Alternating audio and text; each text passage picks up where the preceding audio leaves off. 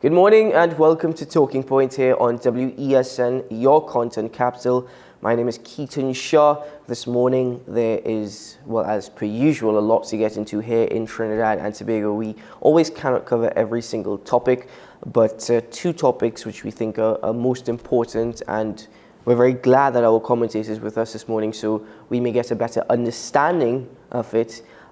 We will get into very shortly, but as I start the discussions, let me introduce my co-host and my colleagues alongside me this morning, Mr. Sean Michael Small. Good morning, Sean. Good morning, Keaton. It's a wonderful day to have a good day. And here I am, your resident anti-UNC, anti-PNM man of all biases here. Just to enjoy my adoring public who loves to call me out on my apparent support, I guess, for no side. Because, and let me state now, you might say, well, obviously Sean is a PDP man. Have you seen their political leader, ladies and gentlemen? There are a lot of questions there that I would like being answered. Unfortunately, he is not someone who takes a lot of interviews, just like a couple other political leaders that we all know and love on this station. And I'm, of course, talking about the Prime Minister and the opposition leader.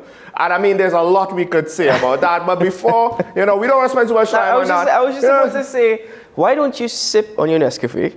Yeah, let me just sip on your Nescafe. Colombian blend, ladies and gentlemen, goes a long way to calm my crankiness on a morning. Can't you see I actually have a smile? It's a good day to drink some Nescafe. Hey! Do not. Anyway, I'll let you have that one. Anyway. Also joining us via Zoom this morning is our guest commentator, whom we're happy to have with us. She is the former Minister of Finance and an attorney at law, an intellect, as I like to say, Ms. Karen Nunes Teixeira. Good morning, Karen. Good morning, Keaton. Good morning to Sean. You seem to be in really good spirits, and that's a good thing.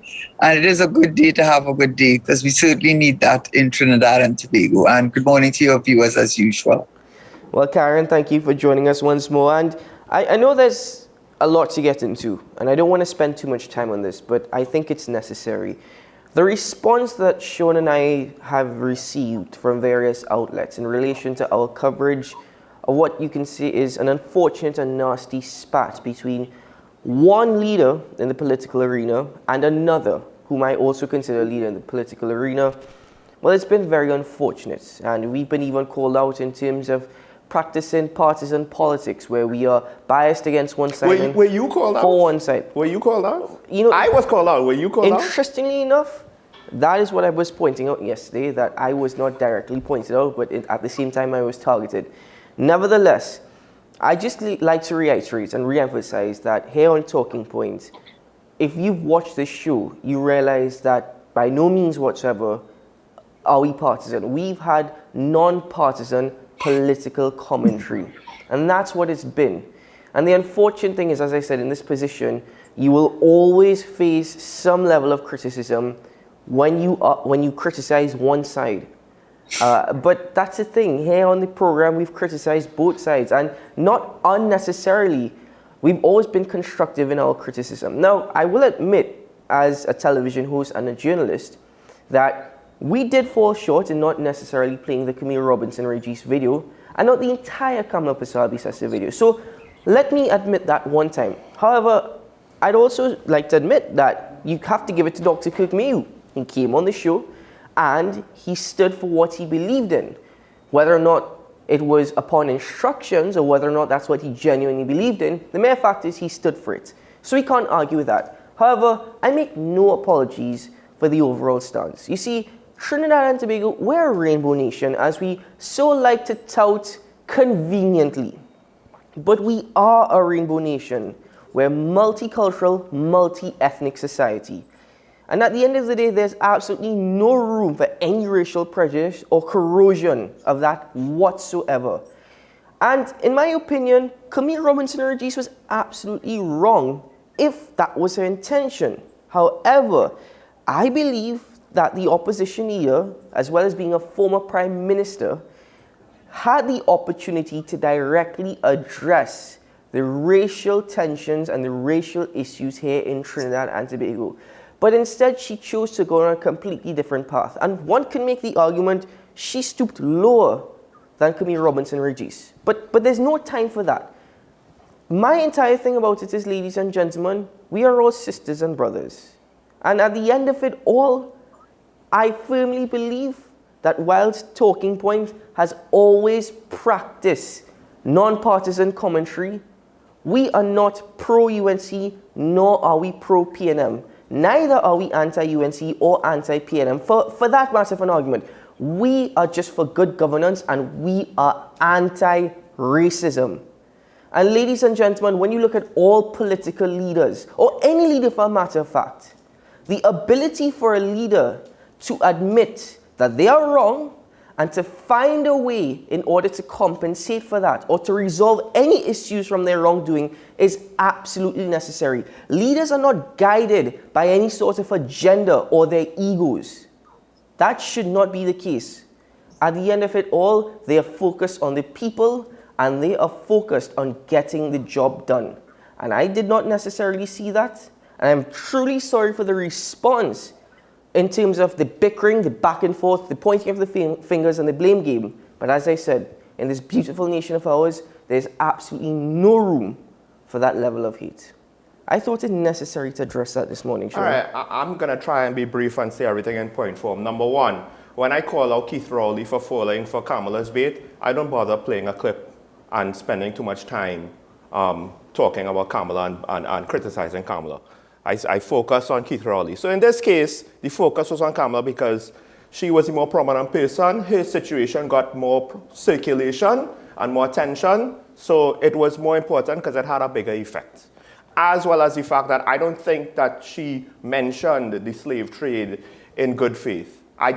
In the moment, when you look at the statement with that tone, with that delivery, you can't, I find it very difficult to believe that there was any good faith there.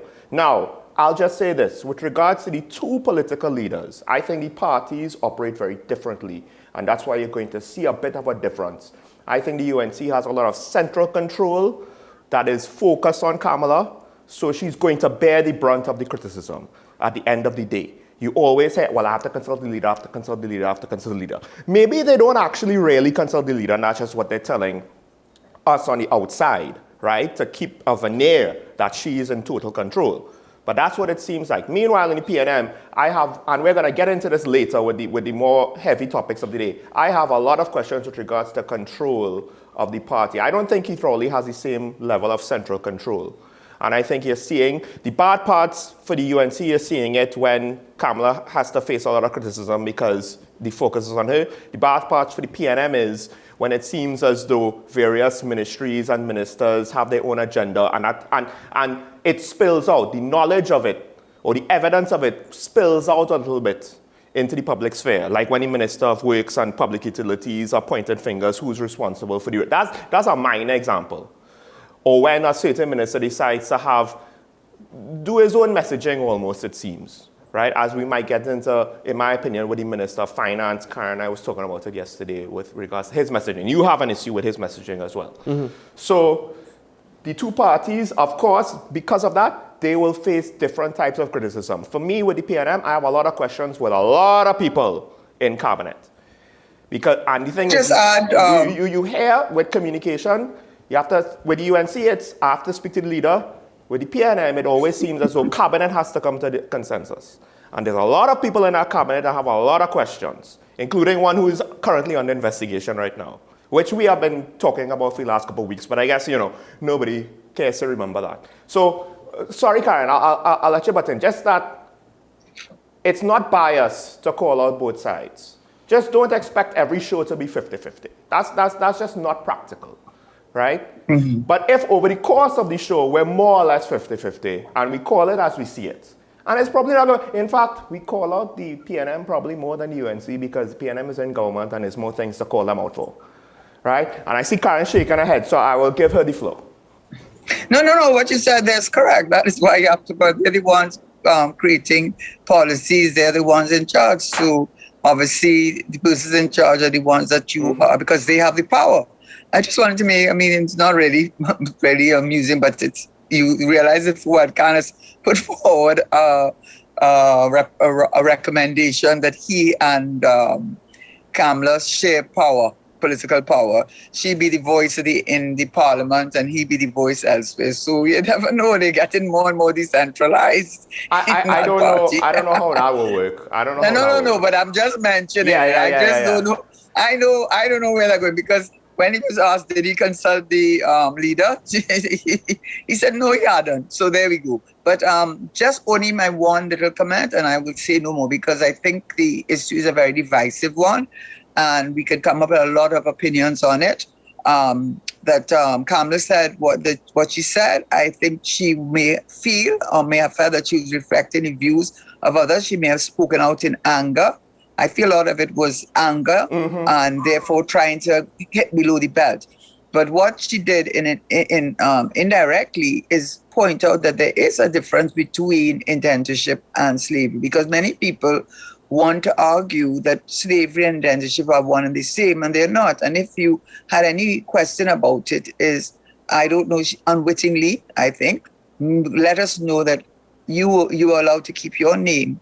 We were not allowed to. And I don't often praise the Prime Minister for things that he does, but I will say this, just from this point of view, I don't know why it was front page though. I don't understand why that made front page of any papers. I found that was not appropriate at all. But be that as it may, the fact that they saw the Kunta Kinde, where he was being beaten and beaten until he finally took the name of his master, Toby, right? So it just says to you that it wasn't as though persons gave up their names willingly. It was something that was literally beaten out of them. So I don't want to go on about it, because I don't think there's anything really to be gained by it. But it just, to me, said, well, therefore, we know there is a difference between the two. I actually, just to be brief, I actually would have preferred if the Prime Minister didn't respond, to be honest. I just felt that veered too much to, I want to win the argument. And I think I think in part it's because of his own reputation as well. You're kind of judging him based on his past, and that might be unfair. But I felt as though the other side, they're going to be heated about it. I mean, it's kind of, why did Kamala respond? No, the response isn't as bad as Kamala's response, but I think on a practical level, I might have preferred if he just didn't respond. You see, I think, in my opinion, the Prime Minister responded simply because in defense of Camille Robinson Regis, and in defense of, against the comments, obviously, that the opposition leader made. But the unfortunate thing is that we're now politicizing this racial division more and more, further and further. And I don't think our leaders are realizing that we cannot continue. For example, how are we, I think it's a brilliant point. It cements the base, and I think they like that. It's a brilliant point that my co-host made earlier before we came on the show, is that if we keep making excuses of leaders of the past, comments of the past, to try and justify what is taking place in the moment, in what way are we progressing? Now, in response to Prime Minister Dr. Keith Rowley's overall response, again, as I stated with the opposition leader, the same goes for Prime Minister Dr. Keith Rowley. It's an opportunity in order to try and address that racial tension, racial division, and racial issues here in Trinidad and Tobago. It's an opportunity to unify a nation which is falling apart simply for reasons that are not necessary, not needed. We don't need any further division. We don't need anything more than what we're currently facing. We're in difficult economic times. Our children are now fighting, stabbing each other in schools. People don't know when their next meal is going to be, or if they're going to have another meal at all. And in these times, this is exactly what I speak about, the bickering and the hate and the excuses we make. There's no need for that. So the Prime Minister, in my opinion, he could have responded, but he should have responded to quell everything, be a leader, and unify a multicultural, multi-ethnic nation, rather than what he did. I think it was the tone of his message as well. He could have made the same message, but have it in a more constructive way. But I mean, I didn't want to spend too much time on this, and we've spent a lot of time on it. So let's just go straight into the first topic, and I think we'll just point it to Karen one time, because Keaton and I, we were waiting on you And we said so yesterday, despite the fact that people, asked afterwards why we didn't talk about it yesterday. We were waiting on you because the situation with the AG, the new AG, the current AG, he has recused himself, or he claims to have recused himself, right? I mean, the semantics matter in this case, apparently, or maybe. From an inquiry in a Miami court, and the opposition is taking him to task.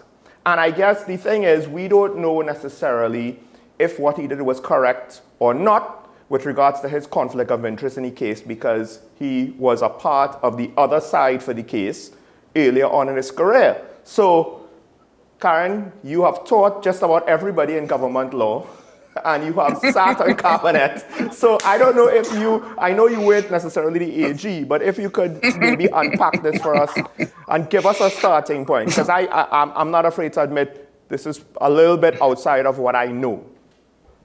Yes, and I think it is unprecedented, uncharted waters, because, for example, when it is a criminal matter and it involves the DPP, it's never the DPP, it's the state. And so I'm sure you know there were cases where he recused himself and let the acting DPP, I think it was in the Sharma matters, that she took it over. So it was pretty straightforward. As far as I recall, as far as the Attorney General is concerned, there's the State Liability and Proceedings Act, and the Attorney General is the titular head of the legal profession. So it is like, he or she holds that office.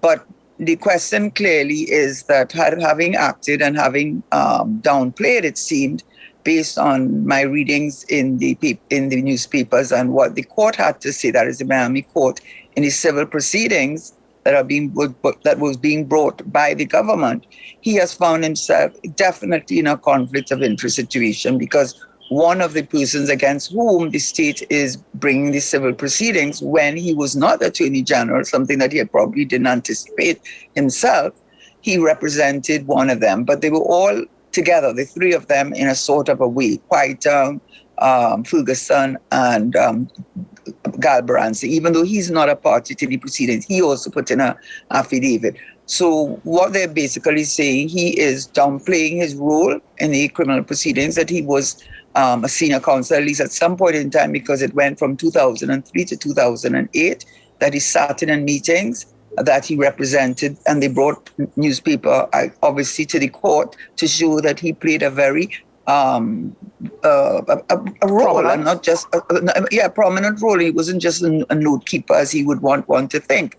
So I think that wasn't very that did not play well for him, because you don't want to be unmasked, so to speak, and be told that, look, we have the evidence that what you're saying isn't true. It is. However, as it stands now, to answer what you've asked, he obviously has to recuse himself from it, but it is still the Attorney General is the one to bring the civil proceedings as head. Well, but he will have to be walled off from the matter.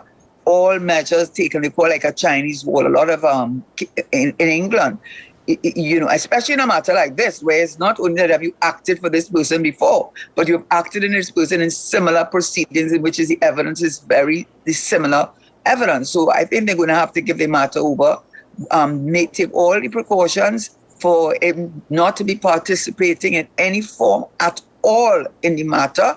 And of course, the judge has already ordered that he cannot participate, and the court has already ordered that the firm that represented the state cannot represent the state again, because he did have conversations with that firm after being made Attorney General. Well, he did have conversations with the firm. If the court had to order him to recuse himself, because I think the opposition is saying, well, these semantics are misleading. He's saying that he recused himself as opposed to the court told him, no, you have to step aside.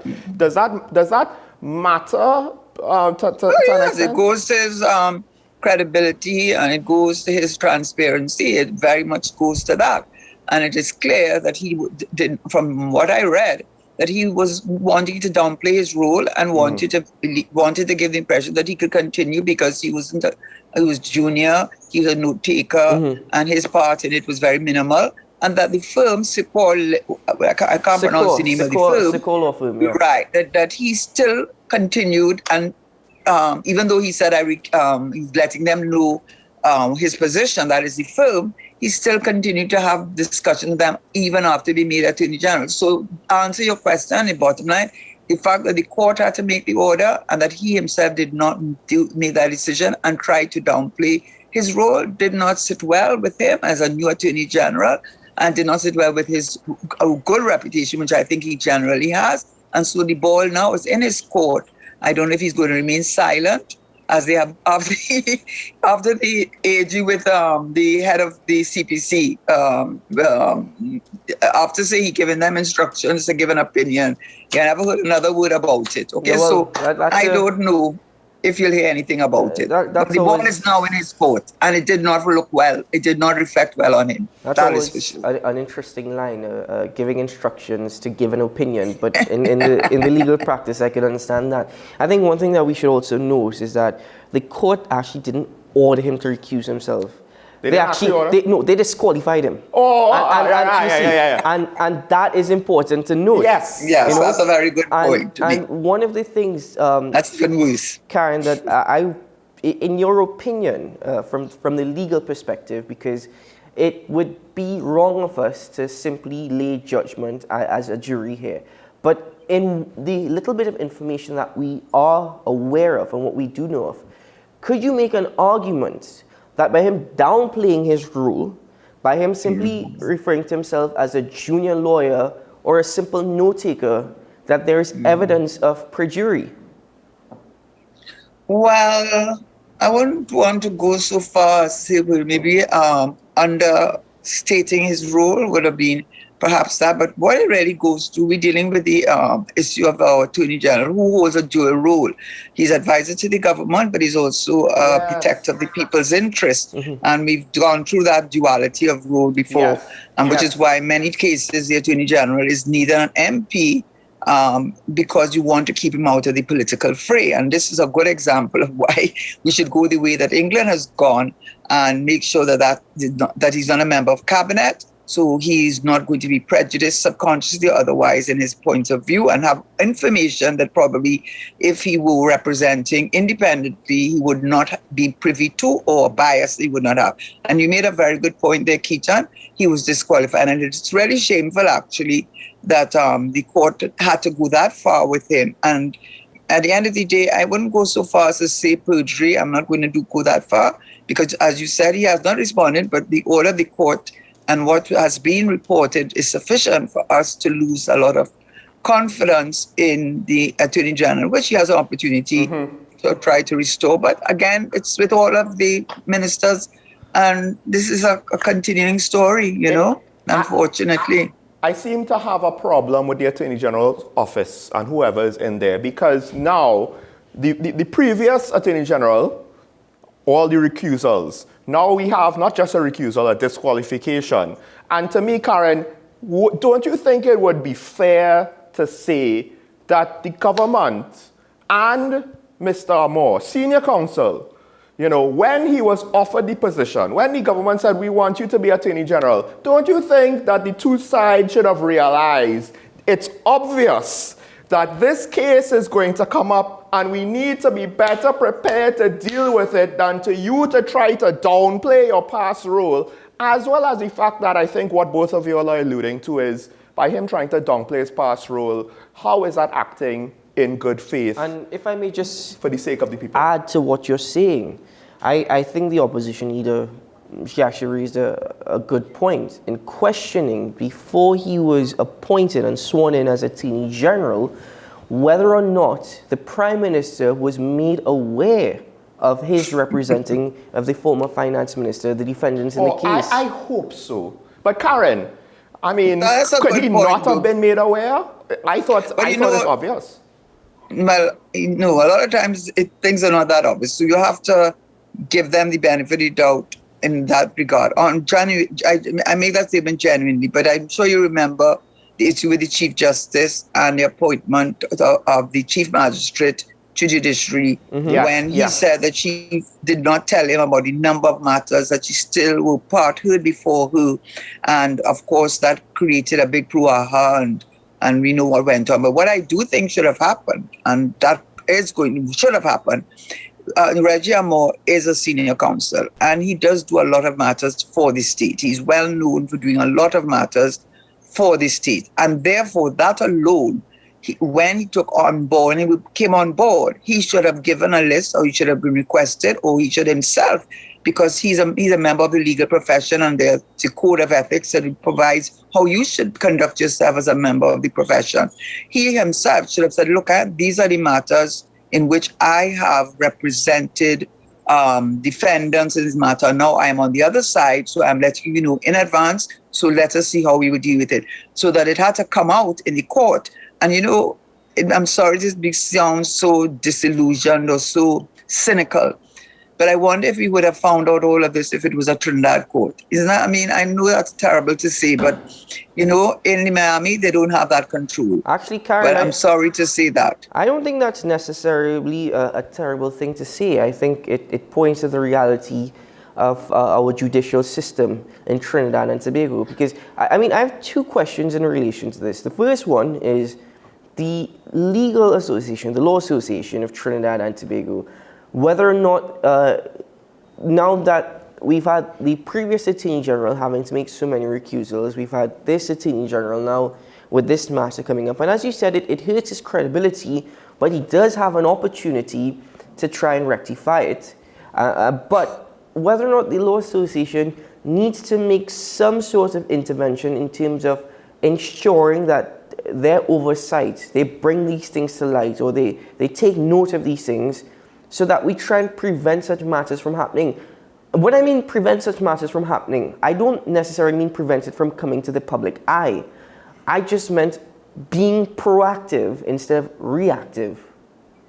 You're making a good point. Although I think we should let the Attorney General first make a statement. And I think if the Law Association makes a statement, which they should not make it directly to the current Attorney General, but there's a general principle on conflict of interest and so on. And by the way, the difference with the recusal, I'm very glad you made the point of disqualification. The difference with recusal is that when in matters come up before cabinet, which he or a member of his family have an interest, he recuses himself, leaves the room. He has to go through the motion that the matter is going to be heard and he's not going to influence it. So that's what that recusal is about. And so that we satisfy the law. Well, he wasn't in the room when we're talking about renting A or renting B or something from family members. That's what that's about. And you rightly said in the court matter, he has been disqualified. And that's a shame. It's really shameful for Attorney General. And the reason that he was disqualified is because he was less than forthright with the court. And even Galbraith Singh, who was not a party to the civil proceedings in Miami, also came with newspaper clippings, I understand, to show that he was very active in the criminal proceedings in Trinidad, in the Piarco matter, and not what he wanted to represent. Now, that is not a good look. That does not engender respect or confidence in someone whom I know personally and who I like personally. But this is not about personal like or dislike. This is about your duty, not only to the government, but your dual duty to the people of Trinidad and Tobago, which is why, as I said, maybe the time has come that an Attorney General should not be a member of cabinet. Well, that's a very interesting point, because it dives into my second question, and that is, who is now going to represent TNT? Because it's usually the Attorney General or the Office of the Attorney General. But is it now going to have to be somebody or some law firm that is hired by the Office of the Attorney General, simply because at the end of it all, there's still, if the law firm is hired by the Attorney General, there's still going to exist that conflict of interest with Reginald Amor being the Attorney General. I think at the end of the day, and this goes back to Karen's point, when all of the responsibilities are in one hat, it's difficult to then now subdivide it when necessary, like in this case. Although this, I guess, would be somewhat of an unprecedented case.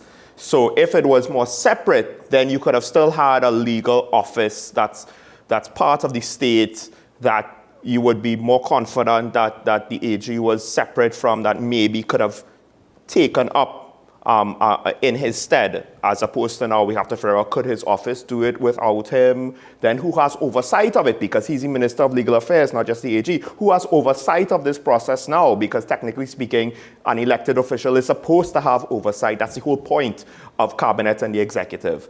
So that's a very good point to Sean, because even if they do the Chinese wall and make sure that he does not participate in any form or fashion in it. And in fact, because of the legislation, it is the Attorney General who represents the state in civil proceedings. And so there is going to be, and that is his role, apart from if it's a matter involving the state. This is a matter involving the state. At the end of the day, the buck stops with him. So I would say two things. I think you're right, it was unprecedented. Two, I don't anticipate that we've had many situations where we've had this level of conflict. But three, I think that the Attorney General must take responsibility from this point of view. When he was taking the office, he knew the matters that he was involved in regarding the state which had not been completed.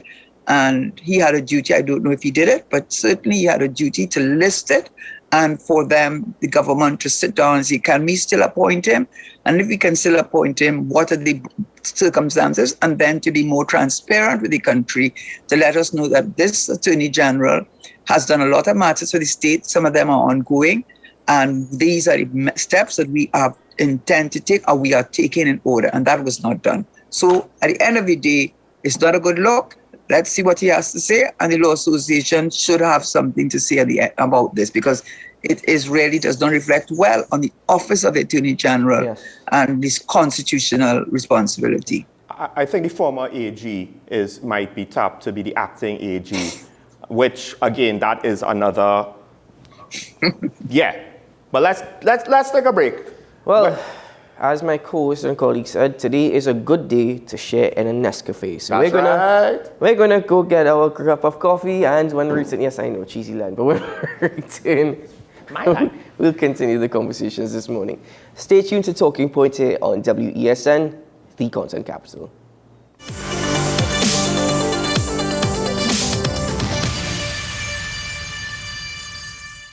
Granddad? Huh? What has CNT given to the world? Well, we invented a beautiful spot of good racing. We showed everyone how to go low with limbo. And we brought steel pan and soca to the world. Wait, wasn't the Zinger invented in 1984? Yup, and I couldn't be prouder. Get the double-breaded, extra juicy, 100% Trini KFC Zinger, only at KFC.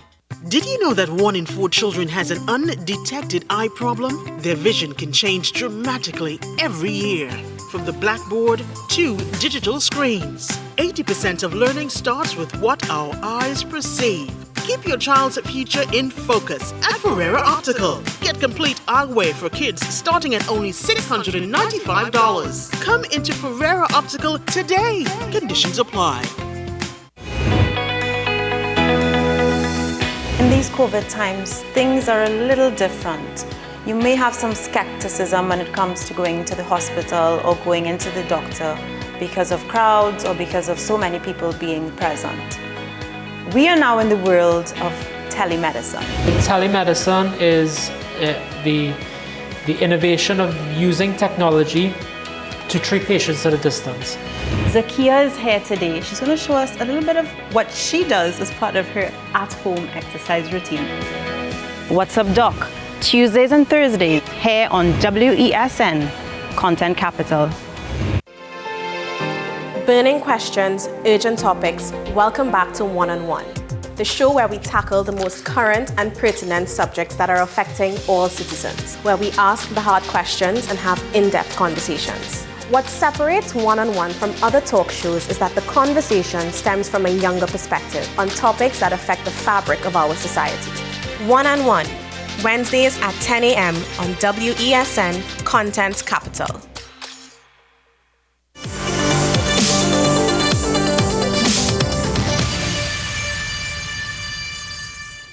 Welcome back to Talking Point. And of course, we have a lot to get into. And let me say this, with the opposition, I always say, that they do make good points. It's just lost in the clutter of a lot of other things that they say.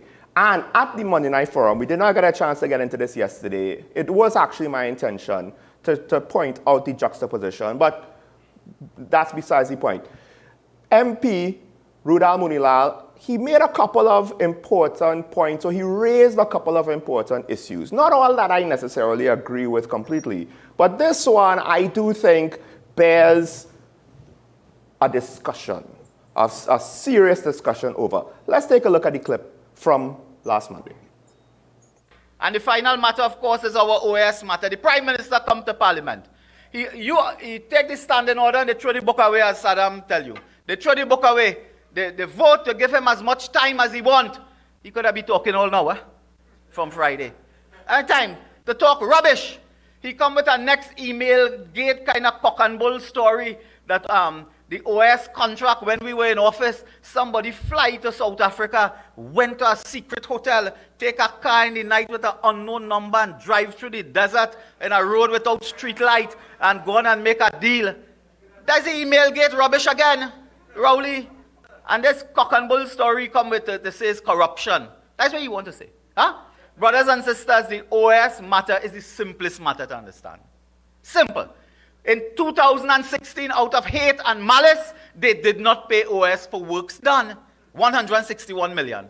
The people slow down the work. The judgment say, the ruling say, they never abandon it. They slow down because they didn't get money. The government wrongfully and illegally terminate the contract. That is the simplest issue. Tonight I asked Rowley, why is he protecting the legal advisor? Why is he protecting the lawyer in the cabinet who was part and parcel of giving that advice that led to $1 billion loss of the taxpayer? That is what we want to know, and that is the simple issue with that OAS matter. The government gave an undertaking, would you believe, that they will abide by whatever the ruling of the arbitration? They breached their own undertaking. This is a government that you cannot trust, none from captain to cook to crook. You cannot trust them. On that OAS matter, there are costs involved there that this government has to pay. And you know what is amazing? The bulk of that money is what is called a performance bond. Let me tell you, a performance bond is if you're going to build a box drain, you say, okay, I want to build this box drain. I give a whole little money now. In case something go wrong, you go hold that, you go keep that. A performance bond. The government went and illegally thieved the money. They were like robbers. They thieved the money. And when they thieved the money, worse than that, it was not their money. When they thief it, they go on and spend it as all robbers do. Robbers don't save. So they go on and spend it. When the ruling come out in London now, they have to pay $1 billion. They say, well, we don't have that. We spend it out. Where you spend it? So this government stand accused of causing the taxpayer to fork out the next $1 billion on the OAS matter. They failed the UDICOT project of the Port of Spain Central Block. Brothers and sisters, and that is why today they cannot pay police. I tell the police, remember $40 million for a mongoose gang from England. Mongoose gang from England on a witch hunt after former UNC cabinet ministers. 40 million gone to them. They eaten up in the Hyatt. In the Hyatt, they come and stay the other day, and I am told they were guzzling whiskey and wolfing down shrimps like they never see before. That's what we're paying for, the taxpayer, and the policeman cannot get the money owed to him, cannot get an increase, a decent increase. Now, I don't necessarily care for all of the rhetoric around the OAS matter, and to be honest, I actually do wish that I cut it out. But it is what it is, right? I don't agree with that stuff. But let's go to the heart of the issue, because I think it is important. Tell me if you heard this before, Keaton. Government did not pay their bills, and it caused work to grind and halt. I don't know. I don't know if you've heard this before. It seems slightly familiar to me. I'm not sure where I've heard it before. I don't know if you could remind me. Well, I don't know if you could also tell me whether or not... Some obscure situation that we've never spoken about, or probably more than one obscure situation that we've never spoken about. Remind me whether or not you've heard this before. The government has received what London arbitrates rules to be wrong legal advice on the part of Metro. Yes. Right? And two... that was the other point I was supposed to make, yes. The Prime Minister has ordered a commission of inquiry into who is responsible for making changes in the contract that was then terminated by his government. But hold on. The legal advice. Legally, I am wrong in saying by his government. So let me correct that. By NIDCO, right? Under a People's National Movement government. You know? Which informally, I will go out on a limb say, could very likely mean by, from what we understand, and I believe it's in the public sphere, by this government. And the Prime Minister is now asking 5 questions. With regards to other matters, I think it's in the public sphere that NIDCO takes the lead from the Prime Minister because he announced with regards to another matter that he instructed them. Well, the 5 questions that the Prime Minister is now asking, and he's hoping the Commissioner for Inquiry answers, is by what process, advice and documentation was it determined that the $1 billion contract must be amended to grant an $852 million waiver to OAS? Who authorized the amendment of the contract? What was the specific purpose and benefit to be had? Who actually carried out the instructions? What was the role of the Ministry of Works and Transport, the Board of NIDCO, the consultant and the management in effecting the amendment? Karen, this, to me, it's all very good, and I hope we get answers on this, but the issue that I'm having is the Prime Minister is also not asking questions of himself, and that is, these are questions prior to the 2015 general elections. He should also be asking what happened after the 2015 general elections when the contract was terminated. I just want to clarify something that, thank you, Rudal Munilal didn't deal with, which is critical to the decision of the London Court of Arbitrators. Firstly, just by the way, when our Honorable Minister of Finance said that they have taken on no more debt, he soon after had to say they have to take on debt to pay back the public servants. So there goes that. It lasted what they call New York Minute. But coming back to the issue, let's start with this. The OAS is about the second or third largest construction company in Brazil. But it also has a reputation for bid rigging, for bribery, for corruption, and because they don't have the kind of laws to prevent them from contributing as much as they want to the government of their choice or to the party of their choice, there's no end to the amount that they can contribute to the party of their choice. So that when the US was taken, but they are a well-established construction company, no question about that.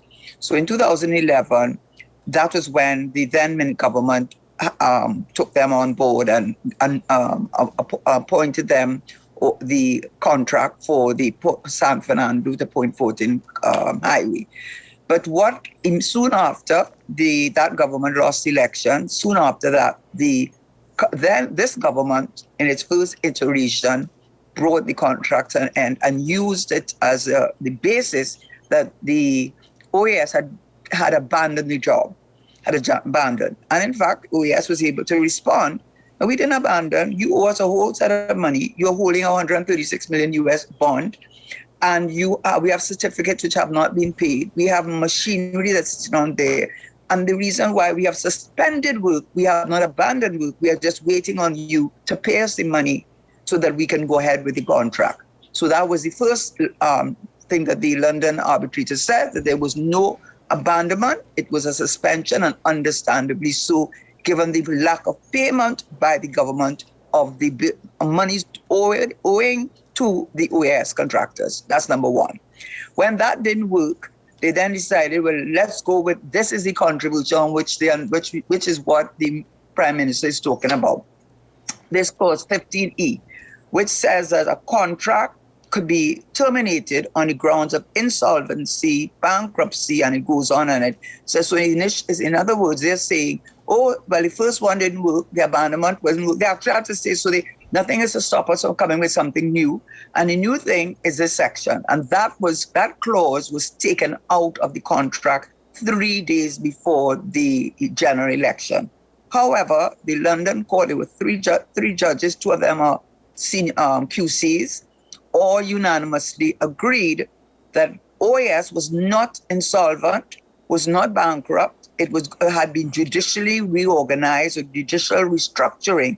And in accordance with the definition of insolvency, bankruptcy, under British law, Trinidad and Tobago law, whatever law, it did not constitute insolvency or bankruptcy. It, in fact, was a judicial reorganization, and therefore the basis upon which the clause that was taken out 3 days before election, it would not have made any difference, because that clause would not have stood up in any event, because determination was not, it was wrong. So when the Prime Minister is making all this heavy weather about all this, and in fact, why the OAS pursued it is because the 137 million, which they had posted as a bond for, to ensure that they completed the works and so on, when they initially, the High Court had given a ruling in their favor, I believe, they started spending the 137 million. But the 137 million bond was for the use for the building of the highway. So where is that 137 million, which should have been kept and used for the continuing the building of the highway? So in conclusion, what I am saying is this, that the government, the London Court of Arbitrators ruling was on the second ground, the abandonment. They fell apart. It said that was a suspension. But the ground that they had become insolvent and they'd become bankrupt, that is OAS, the court said they did not. They had judicial reorganization, and under the contract, that is not a ground of termination. So whether you left it in or you took it out 3 days before, it made not one bit of difference, because it was not a ground for termination, and that the expenditure of the $137 billion that was held in a bond, where has it been spent? Because that money should be spent on the highway. In the meanwhile, this government got new contractors, and we know the story about the creek collapsing. Yes. So I want to know what the Prime Minister has to say about those contractors, because contractors, I mean, it's obvious that something went wrong, terribly wrong for that to have happened. And so that is where it stands. So all of this is just trying to get you off of the major point, which he does not want to deal with. But what I wanted to ask is, why didn't he have the same passion that he's for AV drilling? Why didn't he say that, let us go to court? Because senior counsel said to them in no uncertain terms that Deborah Peake, that the arbitration did not come within the definition of whatever the requirement was under the contract, and that they should go to court and challenge it. But we know that the Prime Minister said that's his good friend. He can't deny it because there are pictures of him with him.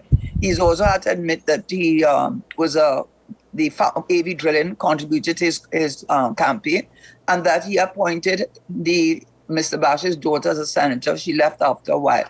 So why are you so anxious about something and trying to mislead people?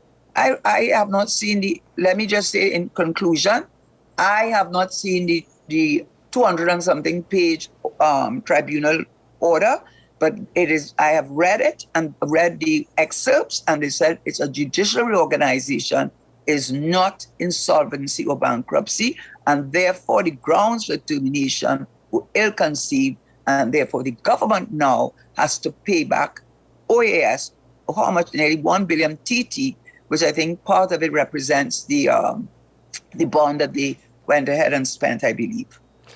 Well, so to me, with everything Karen said there, and you alluded to one of the things I wanted to bring as well, this sheds light on what I think might be long-term issues with the government. And some of it is because of the economy. Past and present. No, but specifically this one now. This one. Now, yes, the thing, there is some relevance at times to certain issues with regards to, well, the economy changed, so we need to judge this government with how they manage this economy. But we're 7 years in now, right? Mm-hmm. So I would have given the government a pass with regards, yes, you're grading them on a curve, but I am grading them on the curve. And there's things that are still lacking. One of the things now, economically speaking, is this is not the first time we've heard this. So I have a very easy time thinking this is probably the truth, that the government did not pay their bills. We hear this about TNTech. TNTech has money owed by government entities. We hear this about GATE. Tertiary institutions have not been paid the money that has been approved through GATE to be paid. We're not even talking about GATE saying we don't want to waste money, we want to cut lean. I'm talking about approved funds for people that are already sat in classes, that's owed to them. Of course, there's AFCL, soon to be potentially followed by MTS. And if that situation collapses, if we think our schools are in a bad place now, what will they be like when that happens? So there are examples of the government not paying their bills, not paying even state entities that has been earmarked to do work for the government seems to not be giving them the funds necessary. To me, and I brought this up before, and I don't know if I made it very clear, I'm not worried about the debt, the official debt on the books. We borrowed how much ever money from the Chinese, we borrowed how much ever money from Exim Bank. I am worried about these debts of we owe this contractor money, we owe this creditor money, we own our own state entity, we owe T&Tech money, we owe the power generators money. The other thing, you alluded to it, legal advice. And it's funny how we come back, but I know he's not in the office anymore, but I do have to ask, who thought legally this was a good idea? Well, and given the new AG is picking up where the last AG left off, I think now it alludes to there's a long-term issue with how this government makes legal judgments or determinations when they decide to make decisions. Long-term issues. And then let me just conclude this conversation. We don't have much time left, but simply at the end of the day, many times the state gets sued because of illegal advice. And Karen, I now understand why it is law books are so long. These law textbooks are so long. It's because it's practice to read judgments. This judgment was 305 pages long. So, good luck. But just to, conclude this conversation, the Prime Minister has asked all these questions. And as Karen pointed out, in the arbitration ruling, the amendment would have made no difference. Now, bear in mind, the OAS Constructora Limited, they actually filed for bankruptcy on April 1st of 2015. But they were actually, they filed for protection, but they were never declared bankrupt. Protection. They filed for protection, but were never declared bankrupt. And therefore, because they were never declared bankrupt, the arbitrators ruled that NIDCO had no authority to terminate the contract.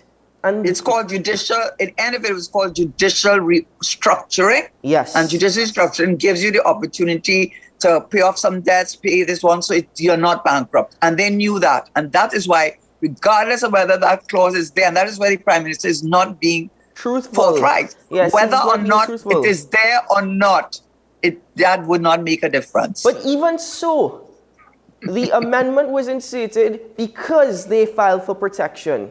But at the end of it all, it does not matter. So the Prime Minister, again, is now looking for a scapegoat.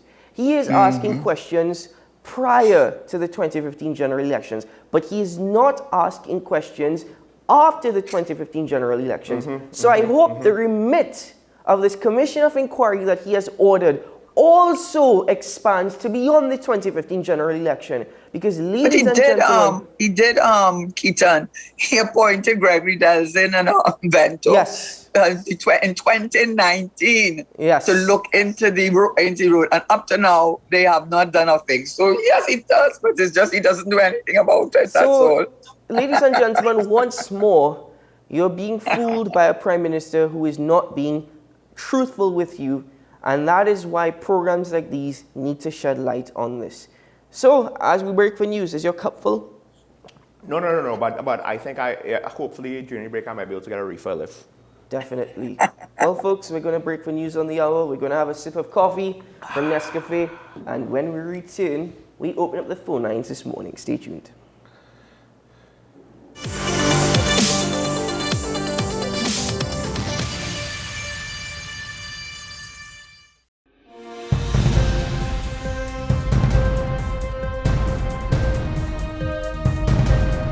Seven is out. All day is in. WESN News on the hour.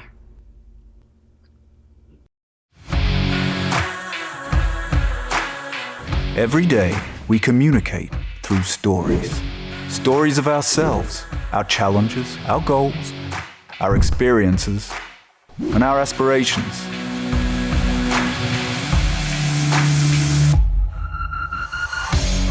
Storytelling is an art that we have mastered.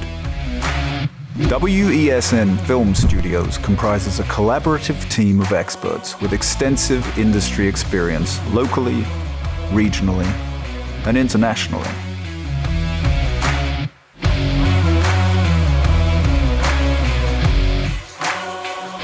The ability of your business to successfully communicate with your preferred audience depends on the strength of the stories you tell. Your vision should be communicated in a high-quality, professional, and creative way.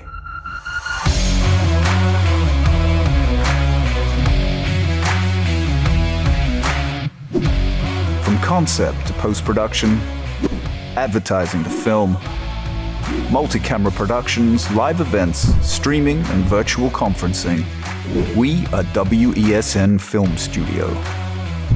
Let your own unique voice be heard and your vision realized. Call us today at 628-5835 for your next production.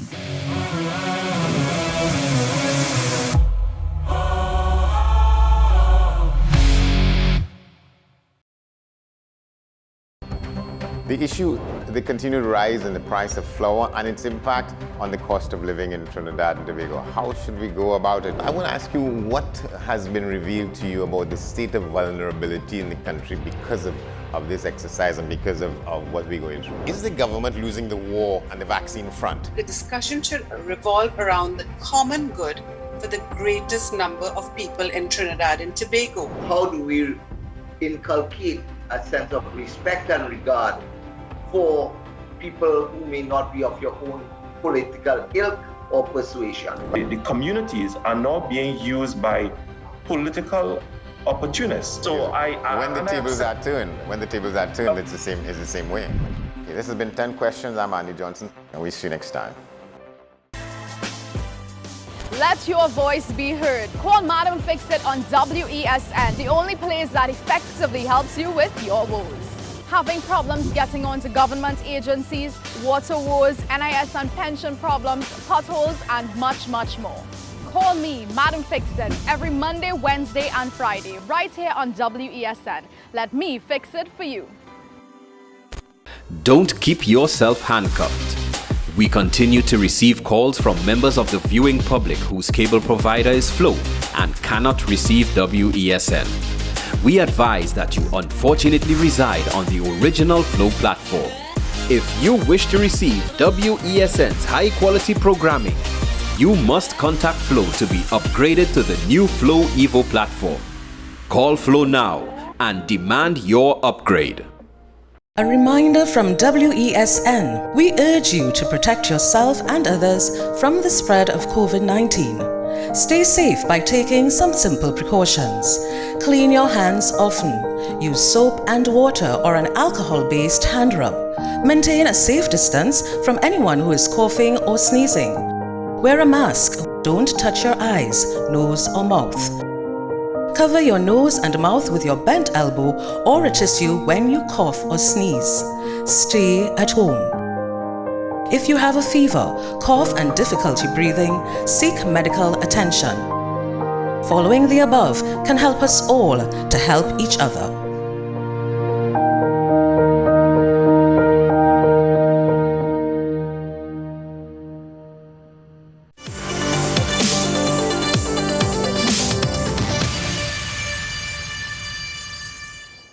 Well, we hope you grabbed a cup of coffee because Sean Michael Small certainly did. I did not. Well, I still have some left. I'm having iced coffee this morning. Yes, I feel a little, in the mood for something a bit different. But I see Karen is smiling and laughing. Karen, you having iced coffee as well?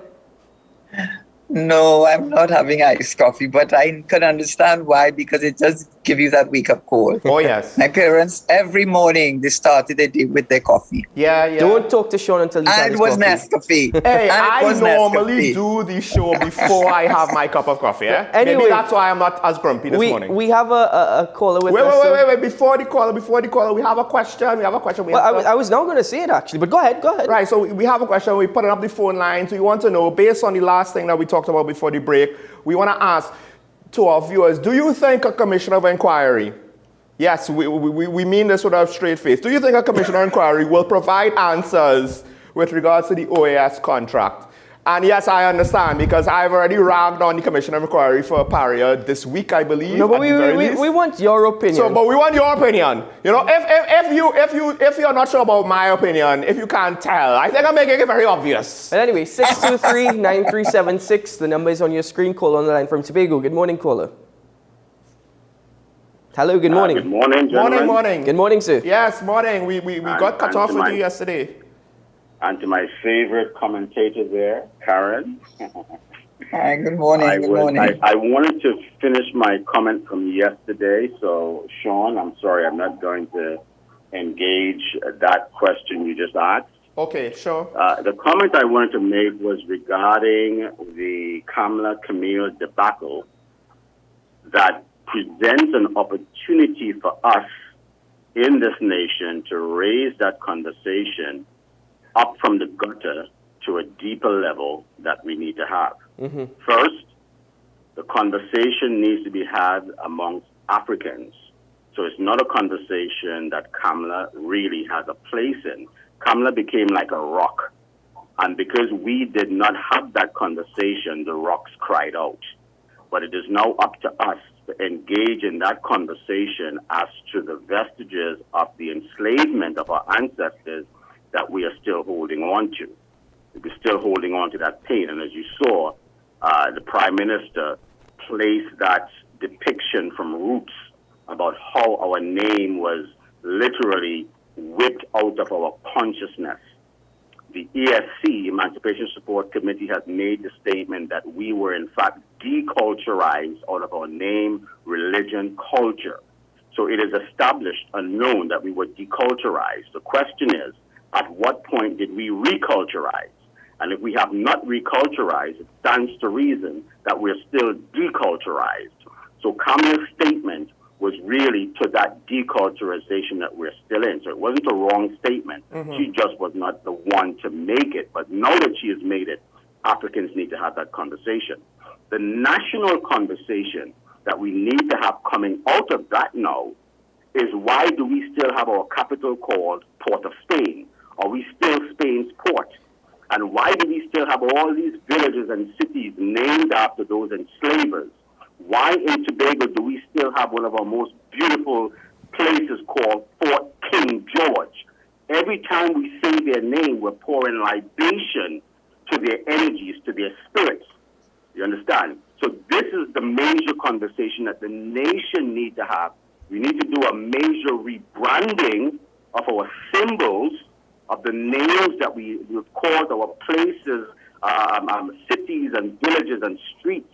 Rename them to more express our cultures, our Indian and African cultures, as opposed to the British and French and all of those enslavers that terrorized us. We have all these places named after them. All right. We're still honoring their ancestors. All right, That's caller. my comment this morning. Thank you. Thank you very much, caller. Now, I hear the point that you're trying to make, caller. I think the conversation should not be a conversation of African for the Africans and for the Indians. I mean, this is trying to be. No, hold on. Okay. Again, I understand the point that you're trying to make, but I think it's a all-around encompassing conversation, given our history, given where we're at as a nation. As I pointed out earlier, we have become a melting pot. But I must ask you, what difference is it going to really make if we change the name of our capital city, if we remove Fort King George, all those things, when we ourselves down here are still fighting each other? No, the thing is, I think what he was saying was that Afro-Trinidadians have to sort out, certain things with regards to their past. I know. And then we could have the national conversation. Now, and I think there's probably some merit there.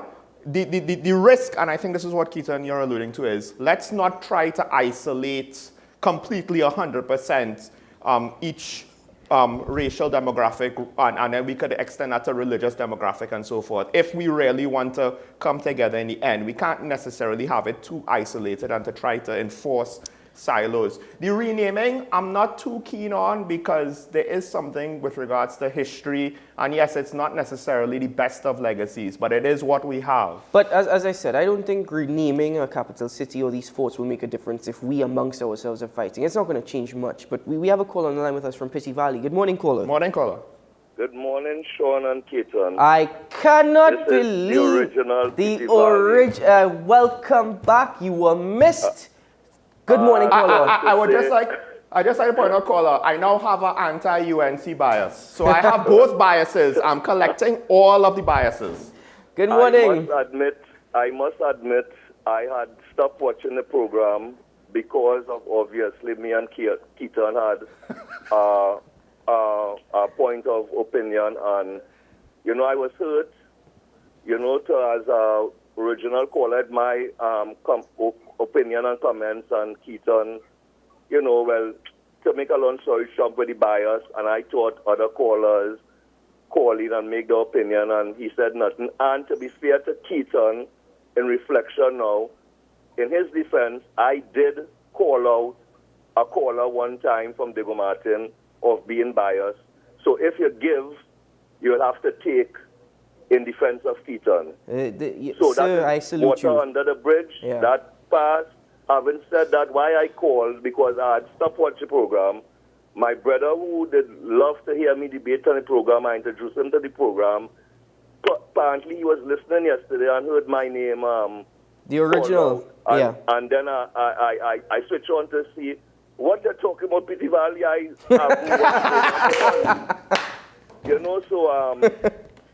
want to say this morning to you guys, I never hold no malice towards y'all.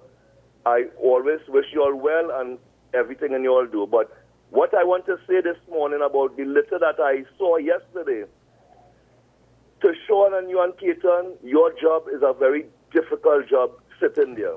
Very, very, very difficult, that people know. Because what I notice, if you come in the morning and talk something bad about the PNM, the callers who call in, who support the UNC, will say, I love you, Sean, I love you, Keaton, and pat you on the back. Yeah. If you come in the morning and talk something negative about the UNC, those same supporters who are patting you on the back will say you are biased. Yeah. Keaton, to you is a very difficult job. Let us be fair and honest. I'm talking frank. You as a East Indian person, if you say something negative about the PNM, people will jump and say you're being biased. Yeah. The UNC people who are East Indian will tell you, give them, you're nice. Yeah.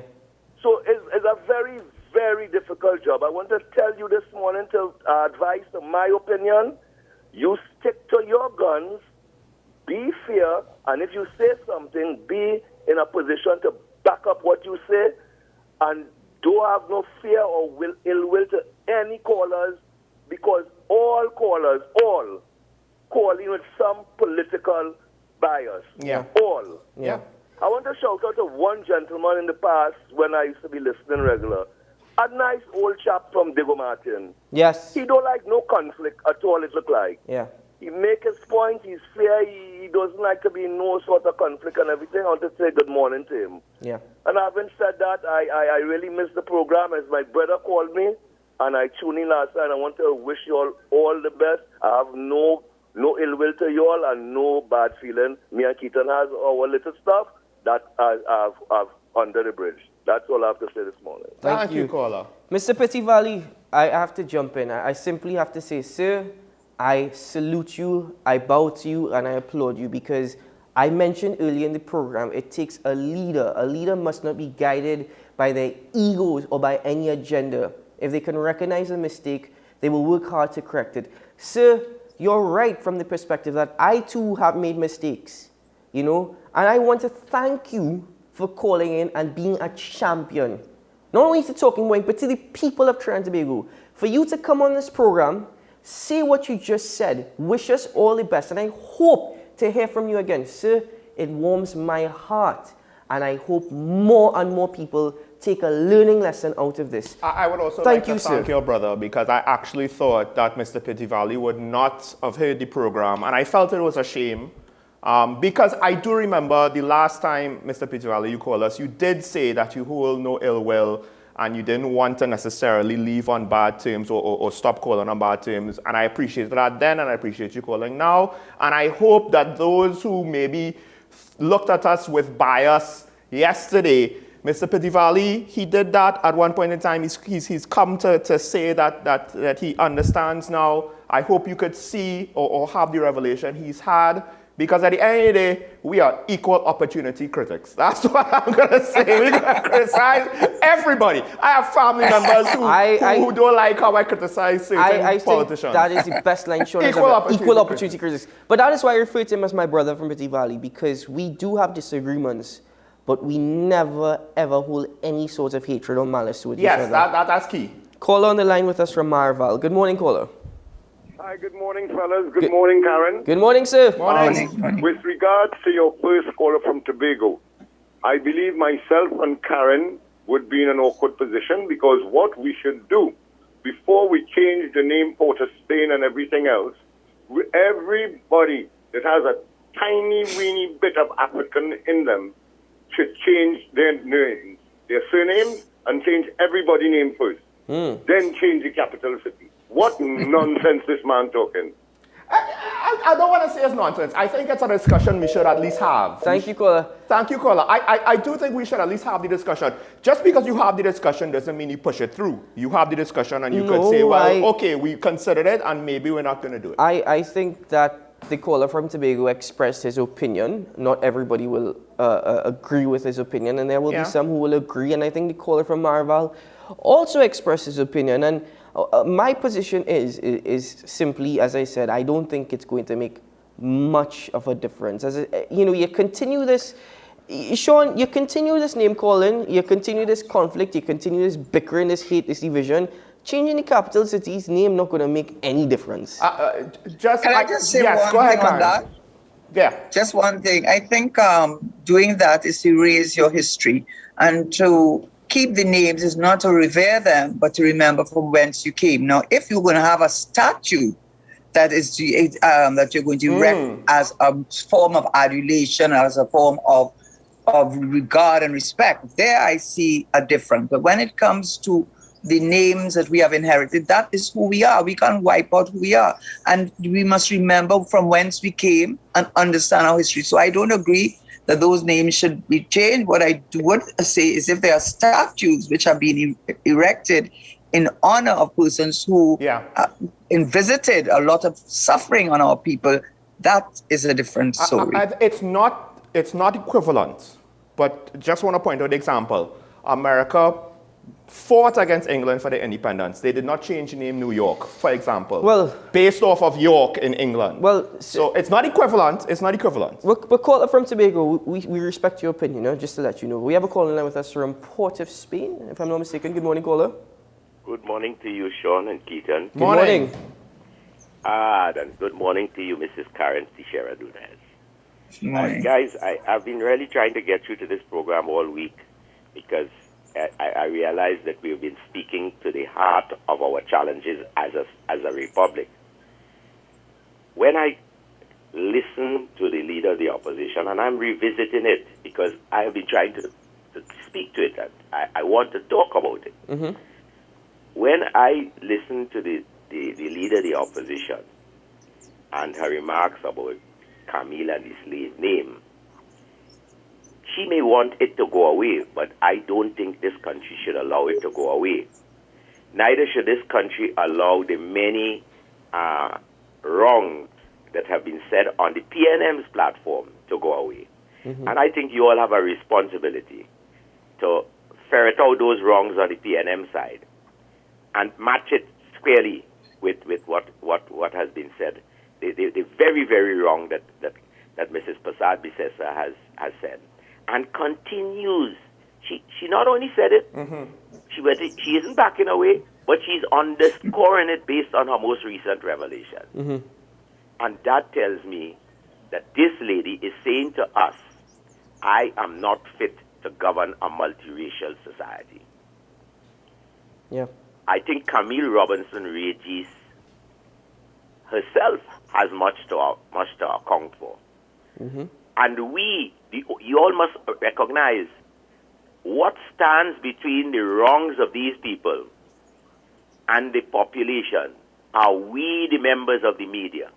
Yes. There was a time before social media when the media, having made a statement, would hold people to account. But because social media dilutes and puts so much water in the brandy, people don't know what is right from wrong any longer in this society. And this is why we want to blame the police for everything, but it's not the police are responsible for everything. It has to do with the fact that the entire society is in upheaval. This society is in a state where right is now being perceived to be wrong and wrong right. Yeah. This is a society where people are perceiving to be two wrongs are now making a right.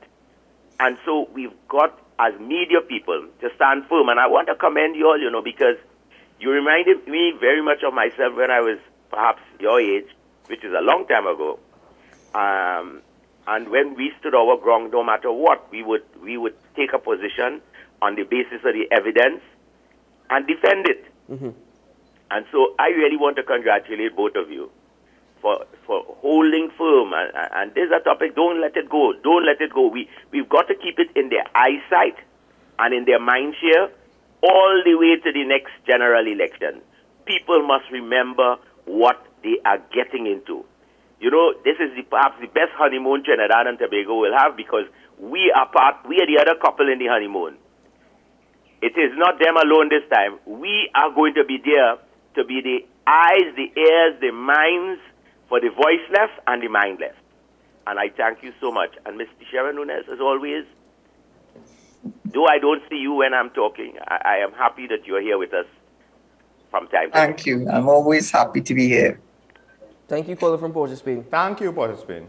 I think just to respond to that, Michaela Pandey said it best. Politicians need to rise above their egos and address issues. And I think more often than not, when any of the parliamentarians say anything that is really off, Prime Minister, opposition leader, MPs, cabinet, it's about ego and it's emotional, which makes some of the responses, the criticisms, the PNM is emotional, and it's like everybody does it. Everybody does it. Does it make it right? No. Exactly. Caller on the line with us from Gasparilla. Good morning, caller. Morning. Good morning. Morning. Keaton, Sean, and Mrs. Teixeira. Mrs. Teixeira, based on the statement you made a while ago about Tobago's wishes, would you say, based on your statement, that the statue of Gandhi should be taken down? Let's do it fair. Thank you, caller. Thank you, caller. It's a statue of Well, Gandhi. I will just say this, that people need to look at the history of Mahatma Gandhi, and I don't want to start a whole brouhaha, but I will say this. If you look at the history of Mahatma Gandhi, certainly in his early years, he was one who called African people kafirs. You know today that if you call someone a kafir, which a white South African found out to her dismay, you will be arrested, because it is worse than calling someone the N-word. And so he himself had written to the government saying that the people of India should not have to mix with those kafirs, those people who are negligent and lazy. And so you have to look at the whole history of Mahatma Gandhi. In his later years, he seemed to have resigned from that position and embraced more all-inclusive thing. But people need to recognize that the history of Mahatma Gandhi is not all that one has been told.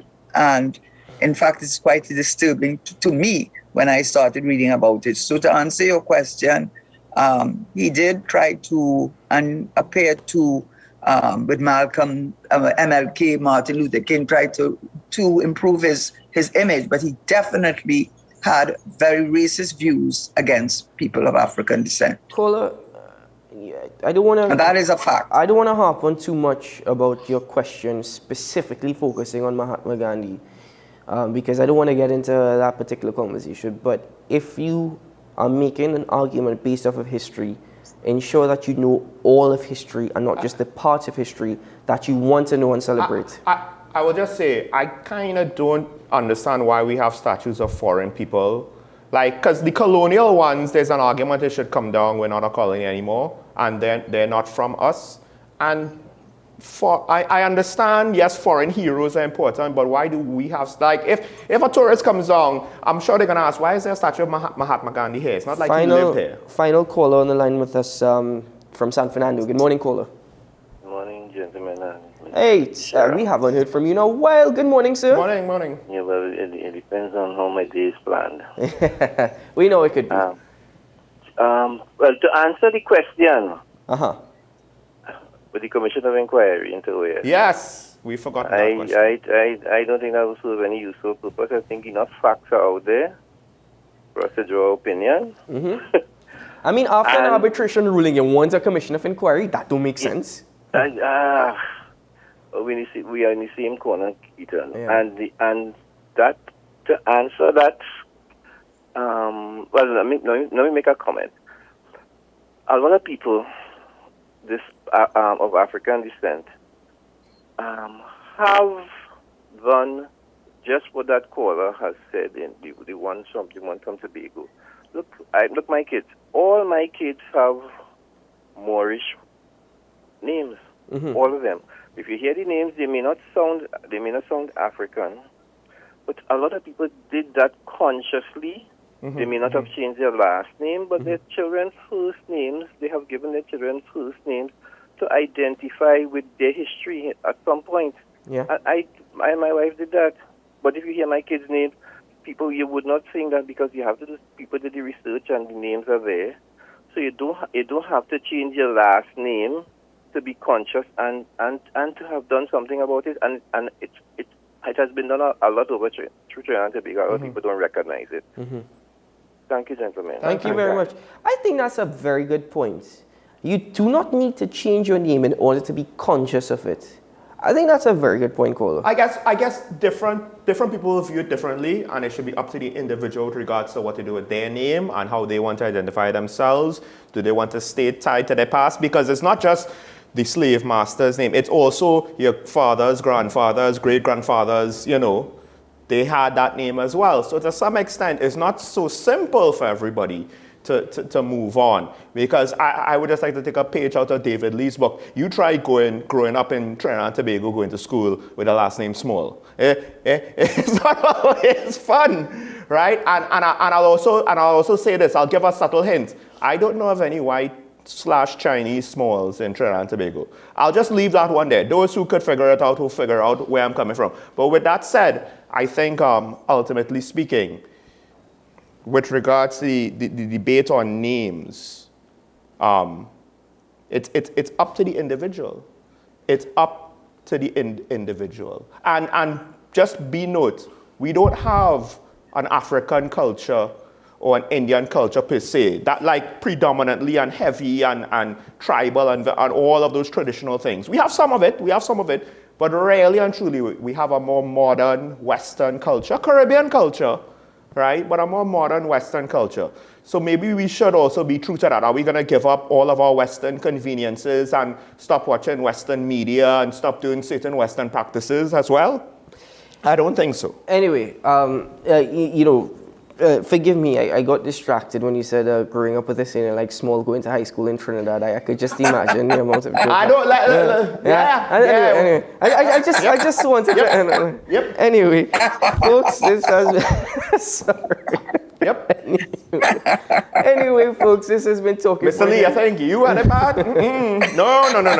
You don't know. You don't know about it. We have. You don't know. Miss Karen Nunes Teixeira, thank you once more for joining us on the program. Always a pleasure having you and always a pleasure seeing you. Thank you. Always happy to be there. And I think your caller, especially that one from Tobago, not from Tobago, from Diego Martin, I think what he said really embodies what the show is about. Pitty and Valley, for that, you are to be applauded on the station. Well, my brother from Pitty Valley, it really put a smile on my face hearing from you, and I really hope to hear from you again. I know we might have our disagreements, but we never have any hate towards each other, and I think that is part of the debate and the conversation. So thank you very much. Again, I take my hat off to you. Sean Michael Small. Yes. People, I make no apologies. I am an equal opportunity critic. Mr. Shah is an equal opportunity critic. Mr. Scherer is an equal opportunity critic. We make no apologies for him. Mr. Pascal from yesterday also, I believe, is an equal opportunity critic, ladies and gentlemen. We make no apologies for it. Those who unfortunately can't necessarily like that, well... Folks, still keep on watching. Keep on watching. Even if you don't like us, keep on watching and call in and say you hate us. We love it. We love it. Whether or not you like me, it is not. It really doesn't matter. I will continue. Somebody tell Kamala to get more talking points. Get more talking points. Whether or not you like me, it is not up. I really doesn't matter. I will continue to do my job, and I will continue to have non-partisan conversations.